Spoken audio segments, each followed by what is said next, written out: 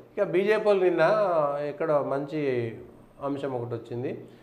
నిన్న నరేంద్ర మోడీ వస్తే నరేంద్ర మోడీ సభలో అది ఎల్బీ స్టేడియం గోషామాలు అసెంబ్లీ స్థానానికి కిందకి వస్తుంది. బీజేపీ ఆఫీస్ కూడా గోషామాల్ అసెంబ్లీ స్థానానికి వస్తుంది. లోకల్గా హైదరాబాద్లో ఉన్నటువంటి ఎమ్మెల్యే రాజాసింగ్ ఒక్కడే.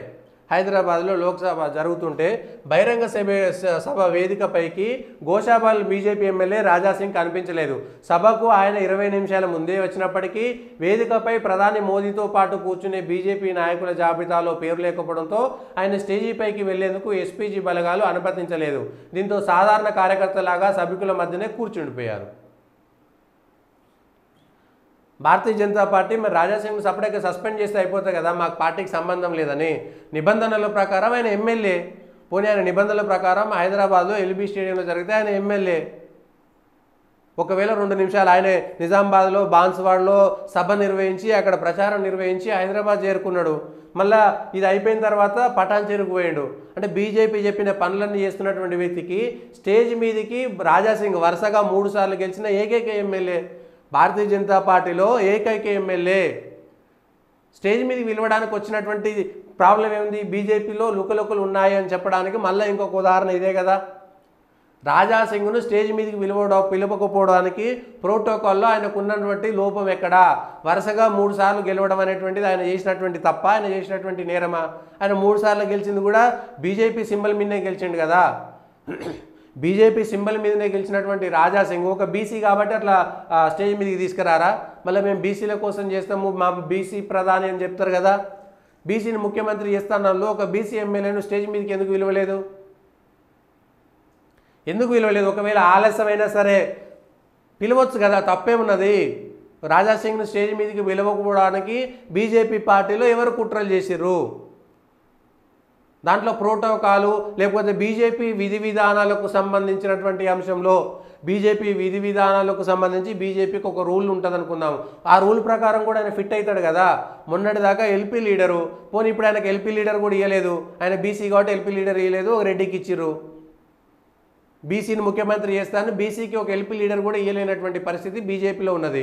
ఒక బీసీ ఎమ్మెల్యే హైదరాబాద్లో వరుసగా 3 సార్లు గెలిచినటువంటి ఎమ్మెల్యేకు ఇంత అవమానం భారతీయ జనతా పార్టీ ఎందుకు చేసింది? ఈ అంశం పైన బీజేపీ సమాధానం ఏమిటి? ఆయనకు ప్రోటోకాల్ ప్రకారము స్టేజ్ ఎక్కేటువంటి అన్ని అర్హతలు ఉన్నాయి. హైదరాబాద్లో ఇంకొక ఎమ్మెల్యే కూడా లేడు. రంగారెడ్డి జిల్లా గ్రేటర్ హైదరాబాద్ మొత్తంలో బీజేపీకి ఉన్నది ఏకైక ఎమ్మెల్యే. ఆ ఒక్క ఎమ్మెల్యేను కూడా బీజేపీ ఎందుకు అవమానించింది? ఎందుకు స్టేజ్ మీదకి విలువలేదు? ఈ విషయం పైన బీజేపీ పార్టీలో ఉన్నటువంటి అంతర్గత కుమ్ములాటలు. స్వయంగా నరేంద్ర మోడీ వచ్చినటువంటి సభలోనే బీజేపీలో ఒక బీజేపీ ఎమ్మెల్యేకు రాష్ట్ర పార్టీ చేసినటువంటి అన్యాయం ఏంటంటే ఇగో రాజాసింగ్ను స్టేజ్ మీదకి విలువకపోవడం. మరి ఆ స్టేజ్ మీదకి విలువనటువంటి నాయకుడిని ఎందుకు ప్రచారానికి పంపుతురు అన్ని చోట్ల?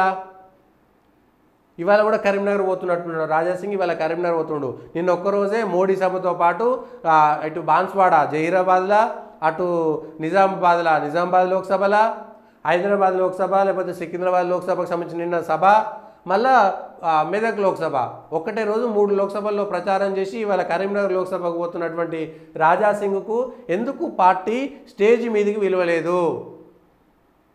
ఉన్నదే 8 మంది ఎమ్మెల్యేలు, ఒక ఎమ్మెల్సీ. మీరు పోటీ చేస్తాం, తెలంగాణలో అధికారంలోకి వస్తాం అనుకున్నట్టు, లేదా 16 ఎంపీలు గెలుస్తాం, 12 మంది ఎంపీలు గెలుస్తాం అనుకున్న వాళ్ళు ఒక ఎమ్మెల్యేకు ఎందుకు అవమానం చేయాల్సినటువంటి పరిస్థితి ఏర్పడింది? నిన్న హైదరాబాద్కు సంబంధించినటువంటి సభలో జరిగినటువంటి అంశాల్లో ఎందుకు వచ్చింది?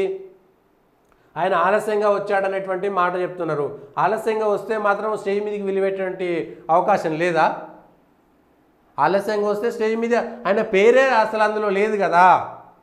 ఆలస్యంగా పేరు అందులో ఉండి ఆలస్యంగా వచ్చిందంటే వేరు విషయం. కానీ పేరు అందులో ఉన్నాక కూడా ఎందుకు ఆయనను స్టేజ్ మీదకి విలువలేదు? స్టేజ్ మీద ఎందుకు విలువలేదు?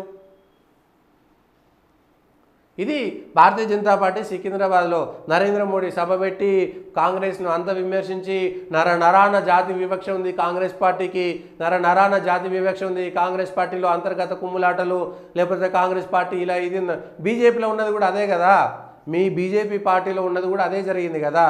ఒక ఎమ్మెల్యేను స్టేజ్ పైకి స్వయంగా ప్రధాని నరేంద్ర మోడీ వస్తే స్టేజ్ పైకి ఒక ఎమ్మెల్యేను ఎందుకు పిలవలేదు అనేటువంటి దానిపైన భారతీయ జనతా పార్టీ సమాధానం ఏంది.